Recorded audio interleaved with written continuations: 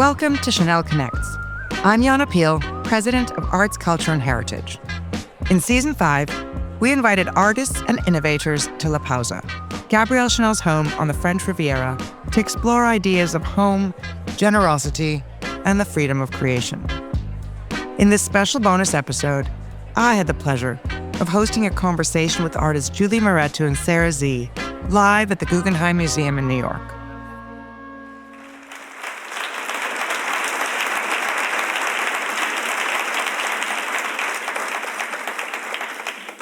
Julie, Sarah, thank you so much for being here with us today. This is our 5th season of Chanel Connects, and we've been thinking about the home. So we thought we'd start here in New York City, a place that you have chosen to make yours from very early on. Can you talk to us as young artists how the city shaped your experience as artists, and which institutions in New York were central to your lives? Sarah, do you want to give it a start? Sure. You know, when I moved here in the 90s, it was just incredible. I mean, it was the cornucopia of music, dance, culture, talks. I remember my young artist friends, we would find out like which museum was open for free, and we'd go to every free night. You know, with the gallery spaces, it was amazing that you could just walk into any gallery space for free.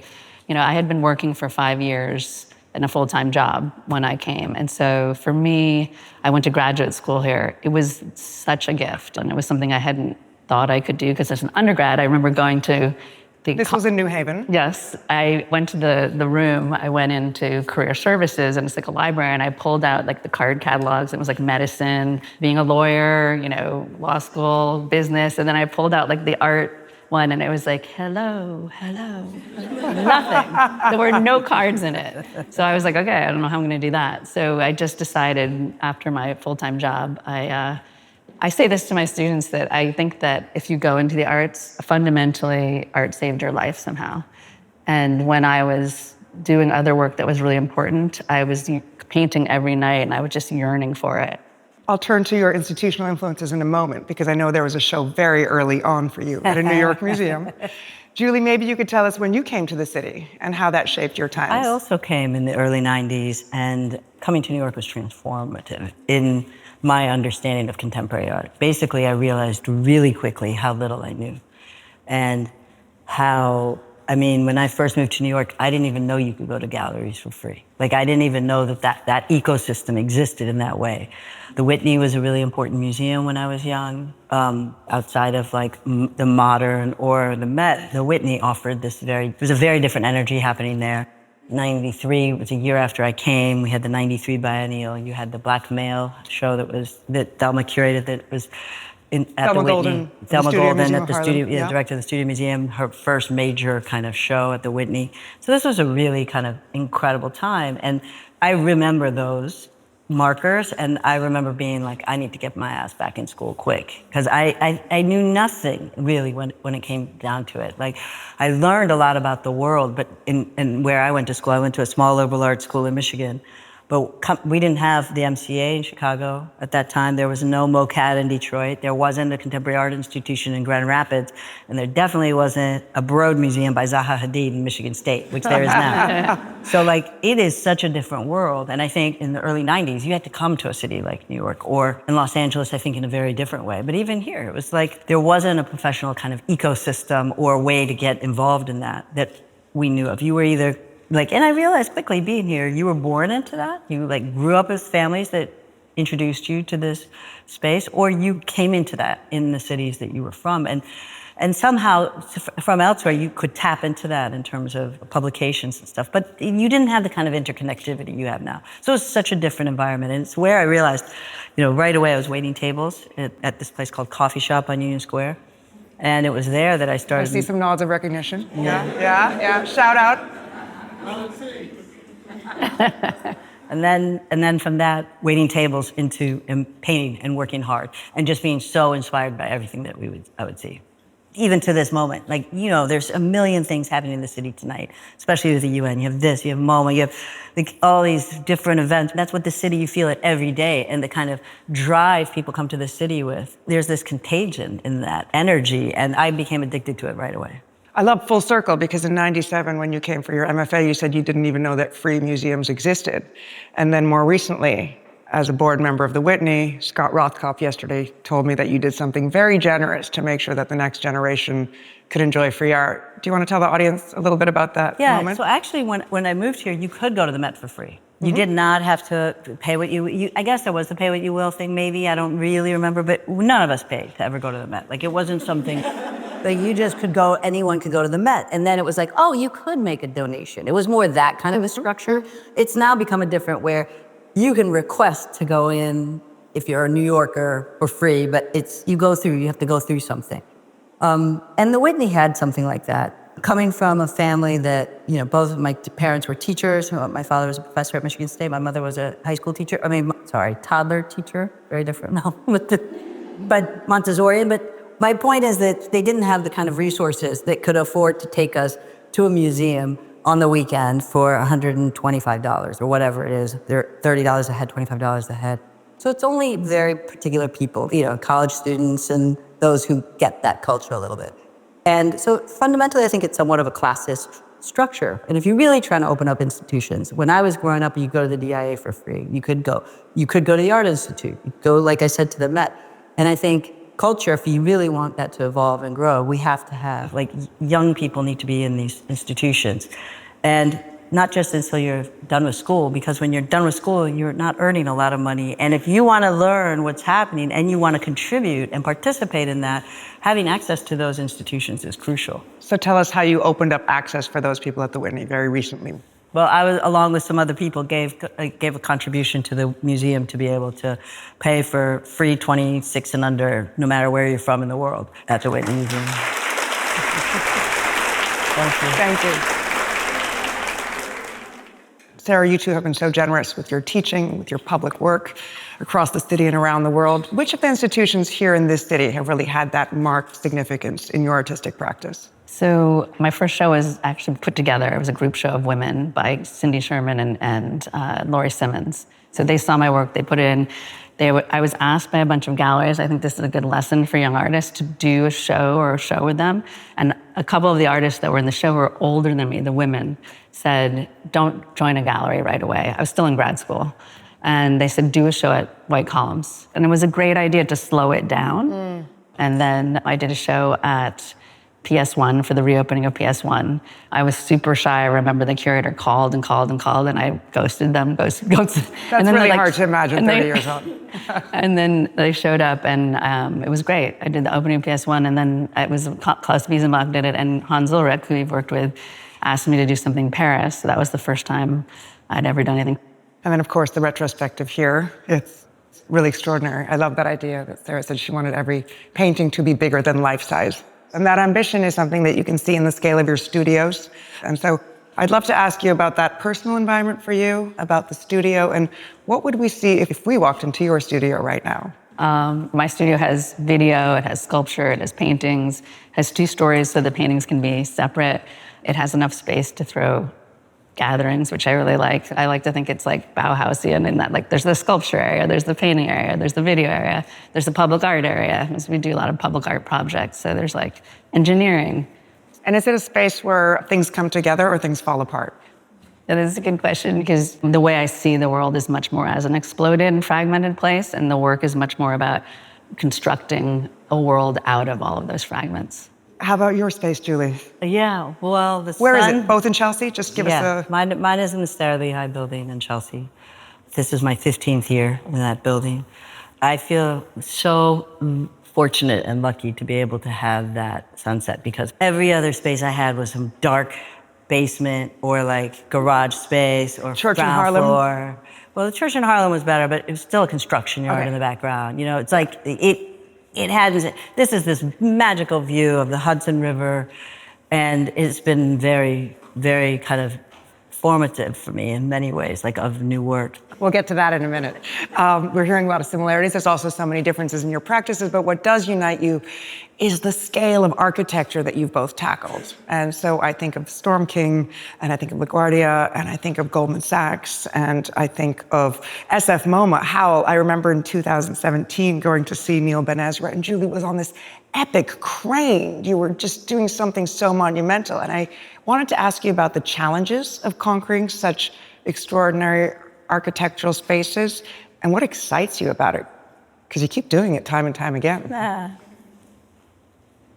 I mean, for me, I think the moment, and it doesn't change, whether it's a small painting or the moment I'm really face to face with the work that I'm getting involved with myself, there's always this moment of, like, it feels like the ground is falling out from under you. It's like that description of Pip in Moby Dick when the boat falls and Pip is in the water and he's like just there and all he sees is the ocean for as long as you could imagine.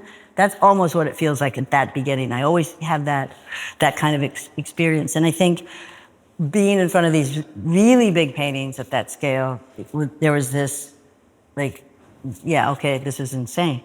And yet there's this thing that starts to happen where it's one thing leads to another. And then the minute that starts, there's this, like, losing the thread and then finding oneself back. So when that can happen again, and when the conditions can do that, and you're chasing that. Yeah, it's like that's the dragon in a sense. That's the dragon. Does that resonate with you, Sarah, chasing that dragon? Oh, absolutely. Absolutely. I mean, I think the scale thing is interesting to me because, as Julie said, like, I can make something small as well. But when something's big, you have this ability to shift scale to the minute to the grand. And for something that's like a sculpture or a painting that's really large, that's public, it's this idea of trying to create a kind of intimacy and a kind of fragility against the monumentality. So like the LaGuardia piece, I wanted it to be like a mirage. You don't usually see public art as being anything but these sort of large, permanent structures. So this idea of impermanence and something that's supposed to be permanent, and that tension on that scale, I think can be really interesting.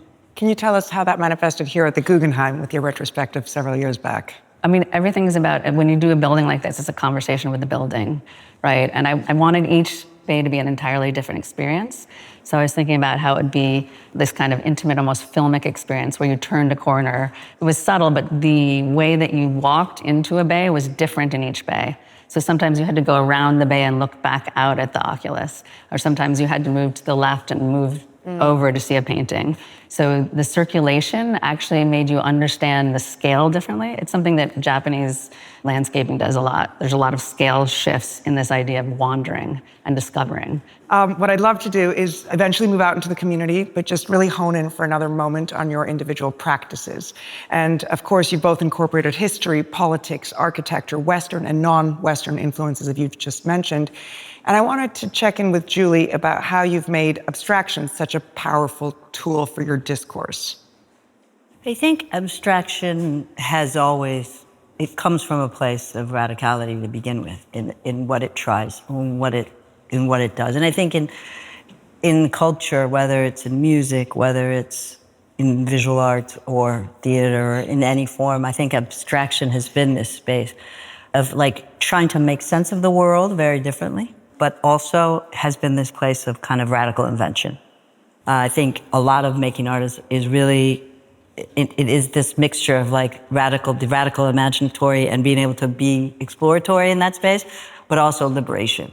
And freedom is something that we all want. And to be able to actually find a space where you can invent in a way that it can generate more and more of that, like, abstraction does that and offers that space for me. And I also just want to clarify, I don't believe really in this full binary between any form of representation and abstraction. I feel like they're much more intertwined. And so some of the most incredible painters of our time, you'll look at a Rembrandt and it fully falls apart into abstraction when you're looking at the clothing, or when you're looking at how the face is painted, or the eyes, the expression, the eyes. And yet, this is portraiture. I think a painting in the age of an image is a sculpture. We have so many images, and you could say they're more realistic than Rembrandt because they tell you, I'm paint, I'm a pencil, and that's realism. But for me, I think we are in a place where images and objects are alive and create memory and in conflict with one another in a way that it never operated in our life before. So I'm really interested in how we construct memory, how it gets destructed, how we dream, how we imagine in ways that are digital and physical, in new ways that we actually really don't know because we're so in the middle of the storm. Frank Lloyd Wright had this idea of compression and release. And so I'd love to move from the confines of your studio and your practice into the community. And to that end, you're so generous to your communities, both of you. And I'd love to start by asking Julie about Denniston Hill. Yeah, so Denison Hill is a arts organization and residency project that I was a founder of with Paul Pfeiffer, Lawrence Trois, and a group of others, Jessica Rankin, Carol Lynch. There was a group of about 8 of us, I think. But the co-founders that really ended up sticking it out were Paul, myself, and Lawrence. And I think we all made work up in the Catskills in this house and the barn, neighboring barn, and in the kind of landscape that is up there that we're fortunate enough to now be the custodians of. But what it is mostly for me is a way of studying and building like outside of the studio. Because the studio project is, even though I work with a really beautiful team of artists and people, that is still, so much of it is a very isolated kind of internal project. Painting is so much this internal process. And the working on Denison Hill is not that. It's this collaborative, collective project of arguing and debating and trying things out and succeeding really well at some parts and failing wildly at others, and then being able to reinvent something else. And so it's just been this really slow collective project, communal project. And we are lucky to be in the Catskills and to be able to be surrounded. We're honored to be surrounded, blessed really to be surrounded by that environment. Sarah, is that collective experience as important to you? Well, I'm working on a foundation that Julie was like, don't tell everybody that we're supporting everything because everybody else should be too. But, you know, I think as an artist, you get to a point. This is groundbreaking because yesterday I said, Sarah, can we talk about the foundation? She says, absolutely not. I'm doing everything not to talk about the foundation. No, Reveal. I can talk about it, but I'm not, I can't. The idea, I think about a certain point, I was with Kiki Smith the other day and she just said, you know, we're so lucky to be artists. We're so lucky to do that every day. And I think you get to a point where you feel so blessed that you're able to do that every day, and you're like, how do I give back? For me, I was thinking about what was really liberating for me. It's the world as a studio. I did a bunch of amazing residencies, but for me, I really learned about how to make my work from travel and being in the world. And we were talking about Michael Craig Martin saying, like, school is not about the school, it's about what happens in the hallway. Your senses are heightened when you're in another country, all the language, all the food, everything. And that kind of heightening of sensing, that your senses of being slightly more aware of how something tastes, smells, sounds, is actually something I'm really interested in doing in the work. And when I was in school, you know, having an immigrant family, they were like, if you leave school, you're never coming back. And so I had to apply for grants. They wouldn't pay for me to go, and I waitressed and raised the money. Square? No, in a place called Scoozy's in New Haven. But not there with her. I took her job. No, I'm just kidding. And I traveled. And so I want to do that. I want, you know, no strings attached. You apply for whatever you want for no particular reason. You don't have to make art. Yeah, travel. That's amazing. Yeah. I have to ask the really quick question. New York is the epicenter of the art market. The mayoral debate here points to how expensive the city is.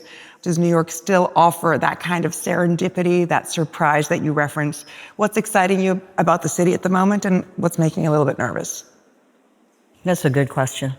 I think we all understand what's making us nervous about not just the city, but the world that we're living in at the moment.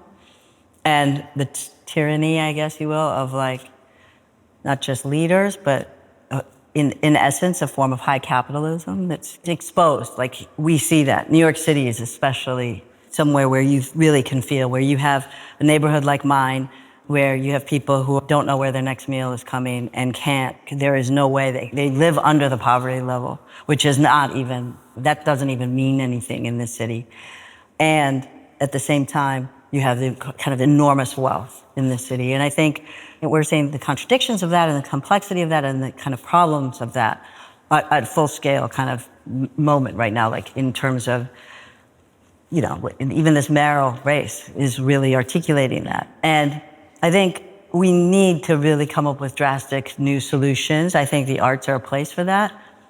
But I also think, and I think young artists are in a really amazing position right now, because in many ways, the art world as we know it is not holding together in the way that it used to. I think you have like young galleries or middle area galleries that could really show all kind of innovative new stuff, and artists were making for other artists. So much of that has fallen apart in the ecosystem of how we're thinking of making for one another. I go out to see what other artists are doing because I'm like, who's putting that gauntlet down? Like, what is really interesting? And who's like really playing like Dizzy would say about somebody else, really playing with their chops. And I think you're seeing that. You're seeing the kind of new inventions happening in the art world, and those inventions are where the possibilities lie, where possibilities for new forms of creative work are being made, where new language is emerging, where a new form of criticism is emerging. And I think that's the intent, that's the most radical and interesting possibilities of what's happening, not what us older artists are doing on like this. Like, we're still trying to do something. And I think I believe in the importance of art. I deeply believe in painting. I think it's as crucial to culture as other forms of invention and sculpture, but I do think like where the radical potential lies is not in following paths that we took, but in inventing new paths. And the whole ecosystem is much more part of the kind of dynamic that's happening in this room, as opposed to what's happening on the street, what's happening in these clubs, what's happening in like neighborhoods with like shows roving between people's apartments or in other forms of venues. The more and more we see that, the more and more this kind of divide happens, the more and more you're seeing these kind of interesting new inventions take place. And that happened when we were coming up. Hip hop was like, we were raised on that. You're all sampling, right? Yeah, it was, you see that happening right now, like just in terms of language alone, like what our children are, how they talk and how they think about invention is off the charts. I was with two young artists on the High Line. We launched a public project yesterday, and I was trying to ask them about the angst in the world, and they're like, we're just making art, right? So I guess I want to ask Sarah what excites you at the moment, and you've talked about the anxieties and the possibilities of AI. Maybe you can pick up where Julie left off. So I think, AI has already happened. It's deeply ingrained and woven into our everyday.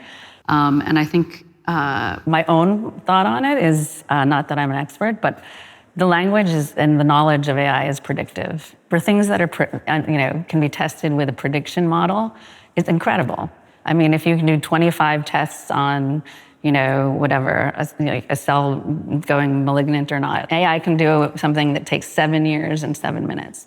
No doubt, that's great.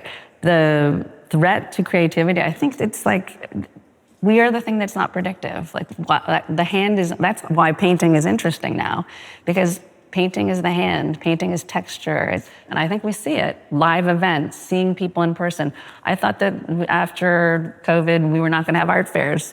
But people go to see each other and to see things in the moment and to talk about it in this way that you can't have in any other way. So I think the things that make us human and not AI are actually only more valuable.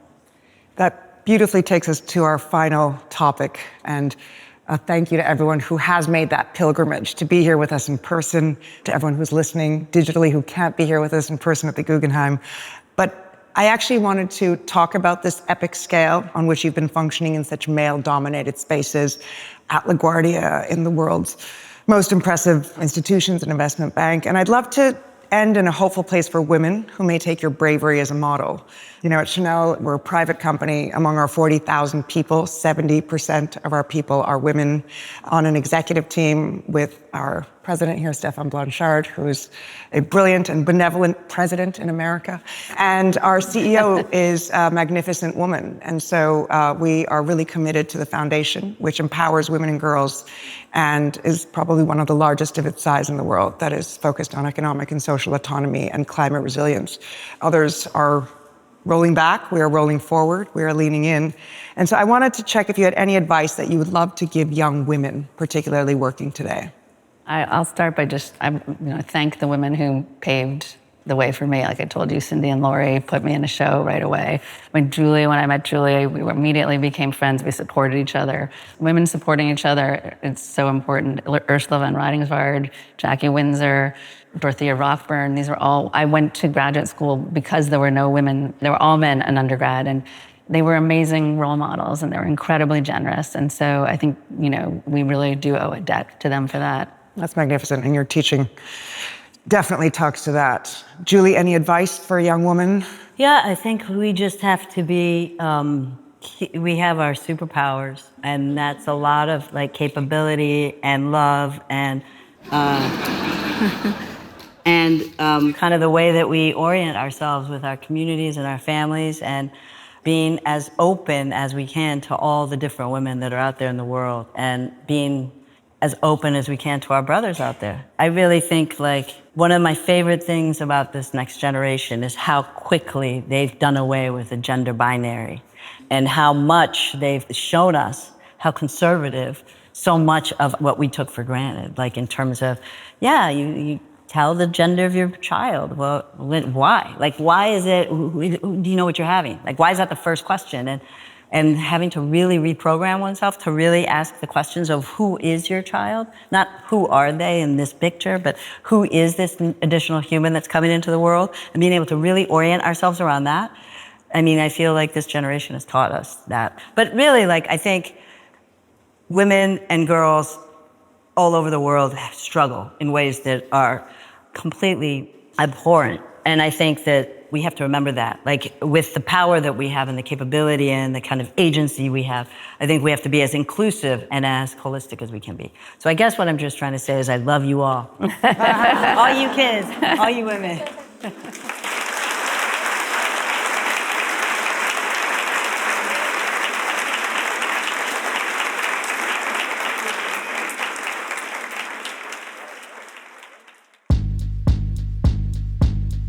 Thank you for joining us on Chanel Connects. There's a rich archive of 5 seasons of episodes available to listen and watch wherever you get your podcasts. These feature guests like Penelope Cruz, Hans-Ulrich Obrist, and Lupita Nyong'o. I urge you to listen back.